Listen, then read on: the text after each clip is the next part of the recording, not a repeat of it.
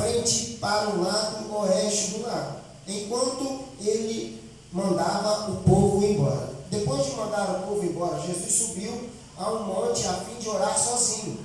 Quando chegou a noite, ele estava ali sozinho. Naquele momento, o barco já estava no meio do lago, e as ondas batiam com força no barco, porque o vento soprava contra ele.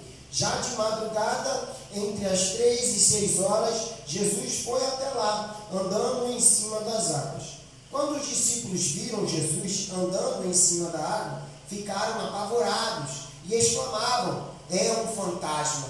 E gritaram de medo. Nesse instante, Jesus disse: coragem, sou eu, não tenha medo. Então Pedro disse: se é o Senhor mesmo, manda que eu vá andando em cima da água até onde o Senhor está. Jesus disse: venha. Pedro saiu do barco e começou a andar em cima da água em direção a Jesus. Porém, quando sentiu a força do vento, ficou com medo e começou a afundar. Então gritou: socorro, Senhor! Imediatamente Jesus estendeu a sua mão a Pedro e disse: como é pequena a sua fé, porque você duvidou. Então os dois subiram no barco e o vento se acalmou. A história anterior vai contar acerca de um milagre grandioso, que é o milagre dos 5 pães e 2 peixinhos. Os discípulos, antes de viver agora esse novo capítulo aqui, a qual vai mostrar eles lá dentro do mar, poucas horas antes eles estavam com Jesus e viram algo grandioso sendo feito. Eles pediram a Jesus para que ele dispersasse a multidão, porque não tinha como alimentar aquele povo, e já estava na hora deles comer, já tinham muito tempo eles peregrinando com Jesus, e Jesus então pergunta para ele o que eles tinham, e eles respondem: Senhor, tem só um menino aqui que tem 5 pães e 2 peixinhos, e todos conhecem o milagre qual foi feito, e aquela multidão toda foi alimentada através daquilo de apenas 5 pães e 2 peixinhos. Então, horas antes, eles tinham visto o grande poder de Jesus existia. Horas antes, a fé deles foi avivada. Horas antes, Jesus mostrou o potencial que tem através do seu sangue, através do seu nome, através das suas palavras. Horas antes, eles tinham vivido um grande mover de fé. Horas depois, eles se encontram em um navio e começam a ter medo. E eu fiquei matutando hoje à tarde. Como pode? As pessoas 1 hora, 2 horas antes tiveram uma experiência sobrenatural. E passou algumas horas depois, a fé já se esfriou e eles voltaram a ter medo. E o mais interessante é que quando a gente lê essa passagem e observa, se antes eles estavam com Jesus e agora Jesus vem sobre as águas, por que é que eles não reconheceram Jesus? Por que será? E aí eu fiquei pensando, por que será que eles não conheceram a Jesus? Se eles andavam com ele noite e dia. Então por que eles pensaram que era um fantasma? Vamos lá. Como é um fantasma? Para que a gente acostuma os outros a falar, é algo branco, reluzente, não é isso? Branco, não é igual o Gasparzinho aí, melhor dizendo, para que todos entendam. E que reluz, não é isso? Que brilha. Quando Jesus, antes de ir ter com ele estava onde? No monte. Fazendo o quê? Orando, se revestindo. Agora, quando Jesus vai ter com ele, andando sobre a água, ele está em um corpo glorificado.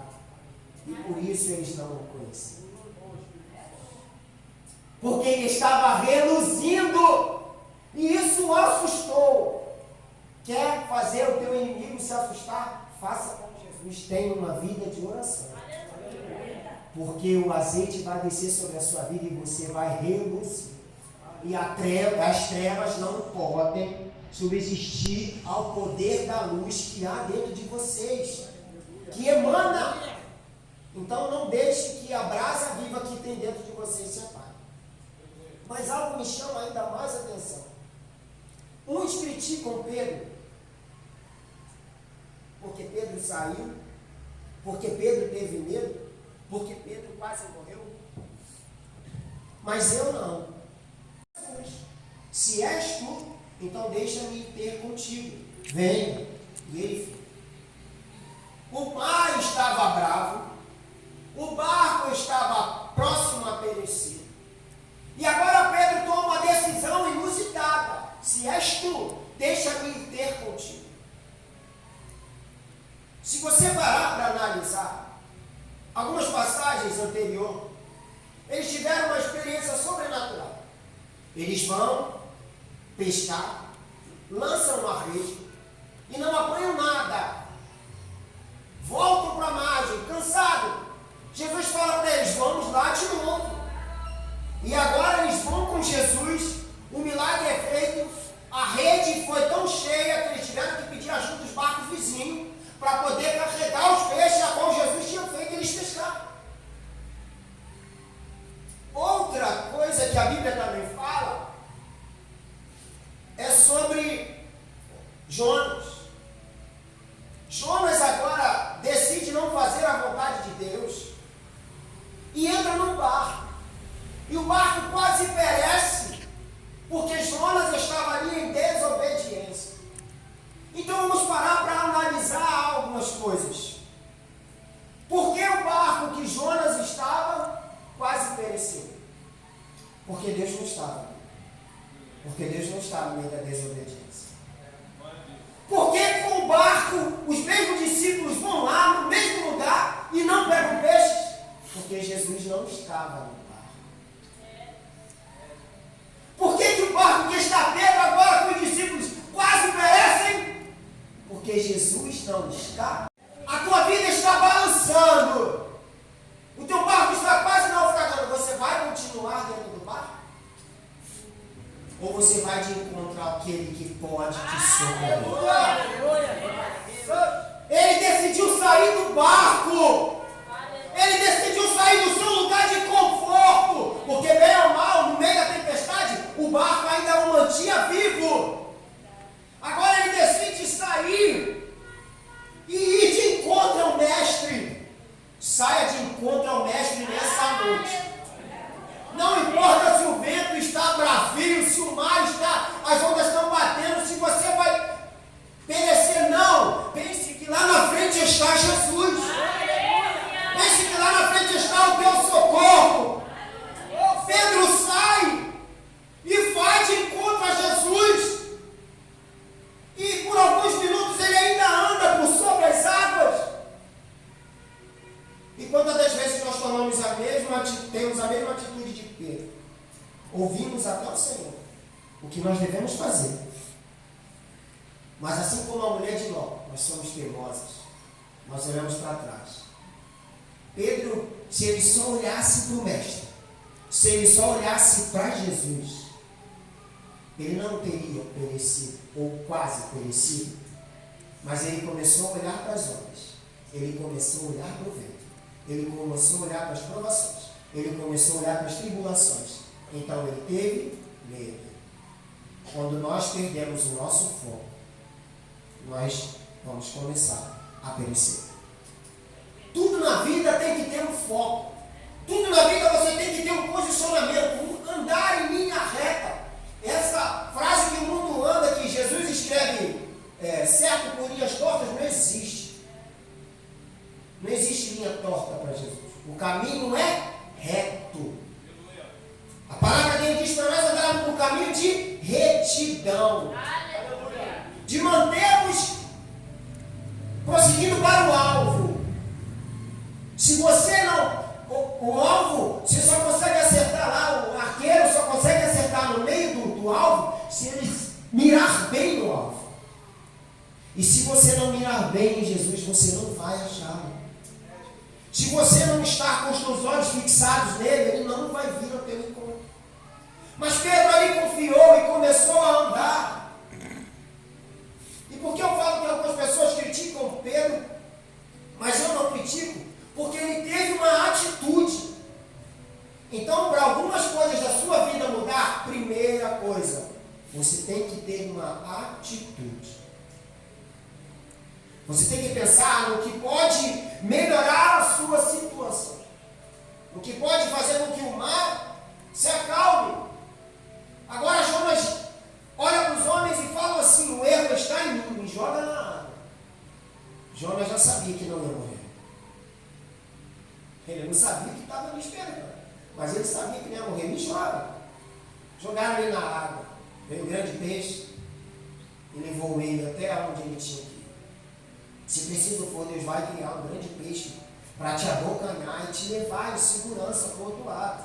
Se preciso for, Ele vai fazer com que você ande sobre as águas, mas saia do teu lugar de conforto. Deus não chamou a gente para fazer só o que nós temos feito, não, pastor Felipe. Ainda temos feito pouco. Tem uma obra grande esperando. Ainda há muitos para chegar, muitos perecendo, muitos morrendo, muitos sofrendo. E muitas das vezes a gente pensa que o nosso lugar é só estar dentro da igreja, num lugar de conforto. E não. Deus fala que a gente tem que sair e buscar aquele que precisa e apregoar a palavra para quem precisa. E muitas das vezes a gente não deixa de vir à igreja por tantas coisas, onde a nossa palavra podia salvar uma pessoa naquele dia. Mas Pedro, no seu momento de medo, ele agora começa a aparecer. E por que eu te falei que você tem que sair do seu lugar de conforto? Pedro saiu do seu lugar de conforto e começou a andar, e começou a perecer. Mas o que acontece quando ele começa a perecer? Jesus estende as suas mãos e o coloca de pé novamente. E ele voltou a andar sobre as águas. Agora não mais sozinho, mas com Jesus, até voltar para o barco. E quando ele entrou no barco, a tempestade se acalmou. Eu não sei a tempestade que você tem vivido na sua vida. Eu não sei o que você tem passado no teu lar. Eu não sei o que você tem passado com a sua família. Mas traga ele hoje para o seu barco. Traga ele hoje para a sua vida. Vá de encontro a ele nessa noite para que ele venha ao seu encontro. A palavra diz que o primeiro passo é seu. Que a primeira coisa que tem que fazer é você. Jesus não é como um ladrão que vai entrar na sua casa sem ser convidado, não. Convide o mestre hoje para entrar na sua vida. Convide o mestre hoje para entrar na sua casa. Convide o mestre hoje para entrar na sua família. A palavra diz que Jesus foi convidado para a festa de bodas, para um casamento. E ele estava ali como convidado.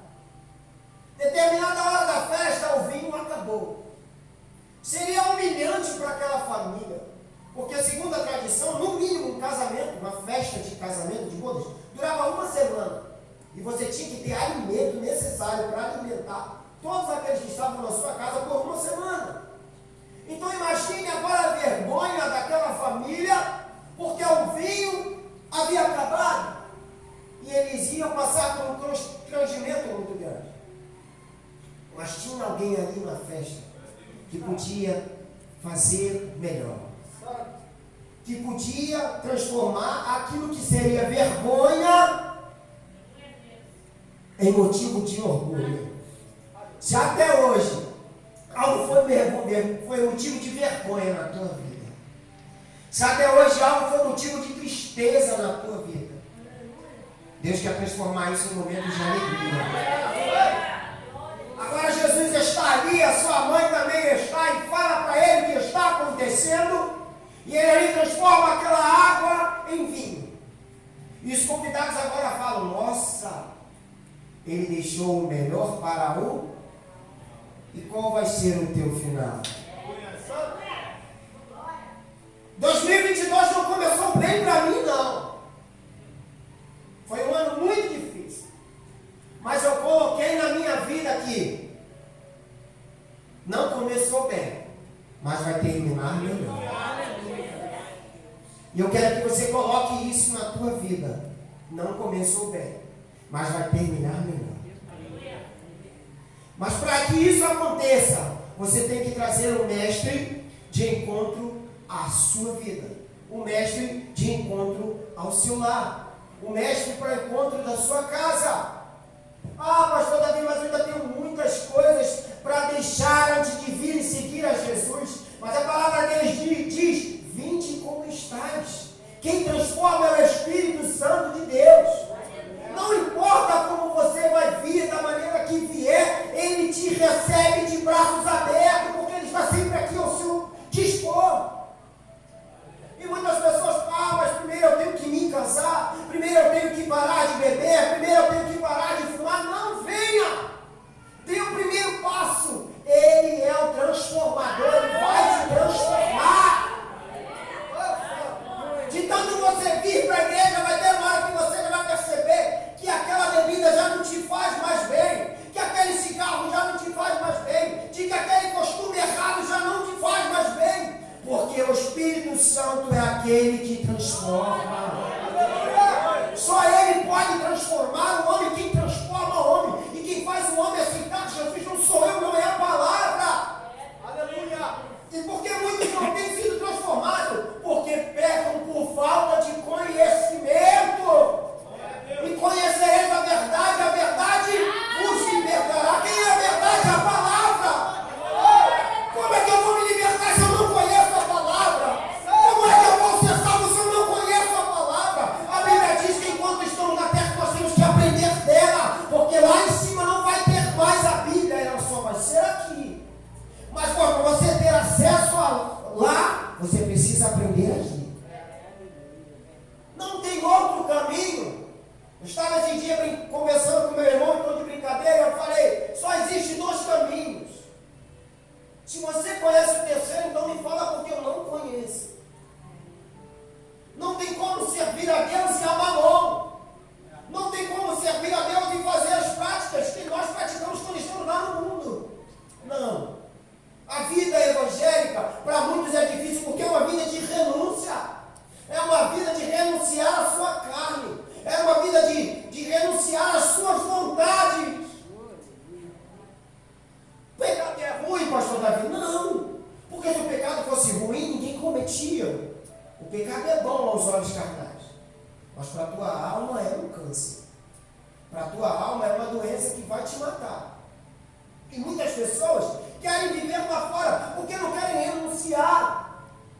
E alguns ainda falam que nós somos os bíblias, que nós somos caretas, que nós somos cafonas. Nós somos aí fora caçoados, zombam da gente. Mas naquele grande dia, eu não quero ser como aquele rico que pediu para que o mendigo Lázaro talvez molhasse os dedos e aliviasse a sede que ele estava sentindo no inferno. Talvez lá atrás eu podia até achar que seria melhor eu estar no mundo. Eu podia achar até melhor que eu estar lá fora era melhor do que estar dentro da igreja. Mas eu percebi uma coisa: as coisas só acontecem na minha vida quando Jesus está comigo. E quando Jesus está conosco, nada de errado pode acontecer em sua vida. Eu vou contar uma pequena experiência que aconteceu comigo. Porque nós vivemos de contar muitos dos milagres que Deus fez nas vidas das pessoas. Mas como profeta de Deus, se Ele fez isso na minha vida, é porque Ele quer que eu conte. E mostre quão grande Ele é na minha vida. Lá no livro de Salmos, capítulo de número 147, diz assim: Ele cura, 147, versículo 3, Ele cura os que têm o coração partido e trata os seus ferimentos. Há 2 meses atrás, eu fui chamado para pregar na igreja, e esse era o tema: ostras feridas. E eu fui pesquisar. Alguns aqui devem conhecer a ostra, um marisco que fica agarrado lá na pedra.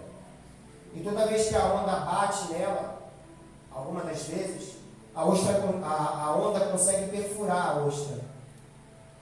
Então, acaba entrando alguns invasores, inimigos dentro da ostra, para tentar devorar a ostra. Então o que a ostra faz? A ostra é constituída por uma camada que envolve, que se chama nácar ou madrepérola. Né? E aí as mulheres conhecem o que? Uma pérola, né, que é tirada da ostra, e acham muito bonita, mas não sabem o que a ostra passou para que aquela pérola fosse feita.